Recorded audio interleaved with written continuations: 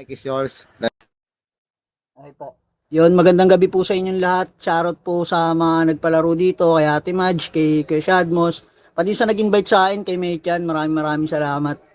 Tagal ko nang di nakasalang ng contest, yun, subok lang ulit. Yun, bago ako magsimula, may tanong lang naman po ako inyo na simple lang. Ah, lahat po ba, lahat po ba ng nasa paligid nyo, alam nyo yung totoo sa inyo?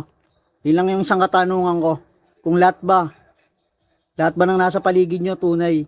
Handa ba kayong ipaglaban kahit natalikod kayo? Handa ba kayong Hindi. handa ba handa sa inyo? Dahil yung title ng kanta ko tunay ito. Sana Para sa magustuhan akin, nyo. hindi ng Mads, hindi. Para sa akin, hindi. Lalo na si Young One katabi ko. Hindi na. Kilatisin natin kung sino yung mga peke sa paligid natin. Yo, play ko na yung beat. Sana magustuhan nyo. Mga judges, sana magustuhan nyo po.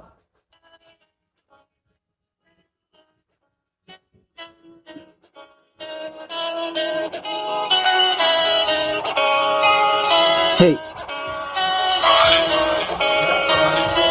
Isipin mong mabuti kung sino ang tunay o kung sinong mga peke sa totoong buhay. Mga taong nandyan lang kapag merong kailangan, pero pag kailangan mo na di mo maasahan. Bilang na lang sa aking mga daliri, tunay na kaibigan hirap nang mamili. Kailangan pag-isipan mo itong mabuti, bulok na pag-uugali pa nakakadiri.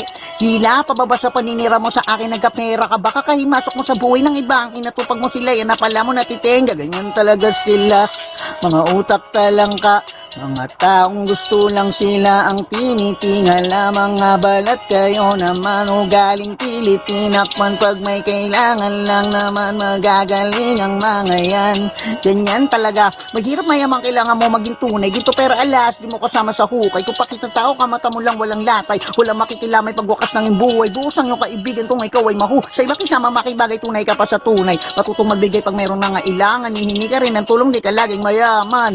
Kung sino ang tunay o kung sinong mga peke sa totoong buhay.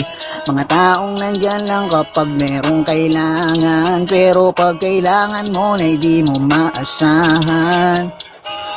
Tunay, di nakakaumay. Ito'y base sa tunay na buhay. Mga taong iyong nakakasama, dapat papili ka kung sino ang tunay ang daming patalikod kung tumira. Magaling pagkaharap mo sila. Pero pag di ka kasama, mababalitaan mo na lang, kinwento ka na. Ganyan talaga. Dapat masanay ka na. May mga tao talagang hilig nila manghila, pababalalo pag di ka kilala. Ang daming sinasabi, piling perfecto, kampante sa sarili. Di mo naman alam kung sino ang tunay, totoo at peke sa kanila, pare. Ultimo dito sa ating mundo, bawat isa'y nagsisilbing hurado. Di ka magpapakita ng pakikisama, di ka tunay burado sa kanila. Kahit na 10 beses na tama pa ang nagawa mo, lahat yan ay mababali, wala lang sa isa na pagkakamali mo. Mabuti kung sino ang tunay o kung sino mga peke sa totoong buhay. Mga taong nandyan lang kapag merong kailangan, pero pag kailangan mo na di mo maasahan. Nakakapagod din pala ang tumulong sa iba. Mga taong nandyan lang kapag kailangan kanila, aabusuhin kanila kapag palaging meron ka, pero pag wala ka na ay di kanila kilala. Kilalanin mo na mabuti at maigi kung sino talaga ang tunay, dahil sa laro ng buhay di mo alam kung sino ang kukupal sa iyo. Pag meron ka ay palaging meron din sila, pero pag wala ka pare, laging itsapwera. Pera mo, pera nila, tas pwera ka na.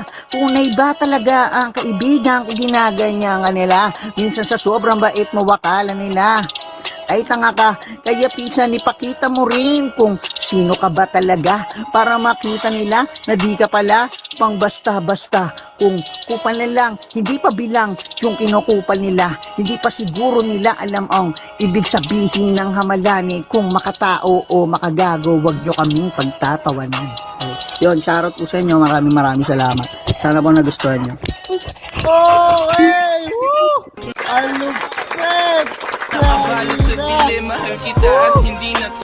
Nakaka-relate daw si Ali. Sabi niya kasi best friend niya ako. Crush niya pala ako. Peke. Aray ko. Ayaw nakitang pakawalan. Ayun, Jay-Z, pili ka na lang gusto mo mag-comment sa yung judge natin. Si Ate Madge na lang po. Yan, yun, ikaw talaga pinili lang kasi yung topic ganun eh. Ikaw talaga pinili. Vincent, hindi alam mo um, ano tawag nito? Gusto ko yung yung atake mo dito na kalmado lang. Tapos parang guys, sabi nga nung isang murado kasi ganun yung ginagawa ko. Parang galing ako sa rap tas magsi-switch ako ng melo. Opo. So parang natuwa ako dahil tawag dito, nakita ko sa iyo yung ginagawa ko. At saka hindi lang siya basta topic eh. Maganda yung topic eh. Tama lang na melo mo siyang tama lang na bagsakan mo siyang inispit o ang flow para mas naiintindihan yung topic mo. So ayun, good sa akin, choice of words, okay. And congrats. Maraming salamat po. Okay, napakaganda komento na natin siya. Sabi niya, ayos, ganyan kasi ako sa rap, tsaka ganyan din ako sa totoong buhay. Oh, galing! Yan, JC, baka may gusto ka pa ulit i-shoutout at pasalamatan. Yan, bago ako mababa. Shoutout ulit kay Shadmos yan, sa lahat na nagpalaro dito, sa inyo po, kay Ate May Chan, ay kay Ate Madge yan. Tapos shoutout din sa grupo ko, Sud 13, Dope Gang yun. Maraming salamat po. Sayang, kung ako pinili mo, overall sana. Maraming salamat, JZ. Sa akin, huwag kang magsalita. Hindi na mag-comment. Sasalita ka dyan. Ikaw ba pinili?